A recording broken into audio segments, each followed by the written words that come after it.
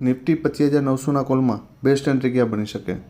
ભાઈ આ પ્રીમિયમ 82ની ઉપર એક 5 મિનિટની કેન્ડલનું ક્લોઝિંગ કરે ને અને ફરી તમને 82ની આજુબાજુ અથવા 76ની આજુબાજુ સપોર્ટ લેતું દેખાય તો એન્ટ્રી કરી શકાય. પહેલો ટાર્ગેટ 102 અને બીજો 110. બરાબર. સેકન્ડ પોસિબિલિટી કે આ પ્રીમિયમ 63ની આજુબાજુ સપોર્ટ લે, બરાબર, તો ડીપથી એન્ટ્રી મળી શકે અને 110 સુધીના ટાર્ગેટ માટે જઈ શકીએ. 102ની ઉપર એક 15 મિનિટની કેન્ડલનું ક્લોઝિંગ આવે અને 82ની આજુબાજુ સપોર્ટ લે તો 138 અને 165ના ટાર્ગેટ માટે જઈ શકાય.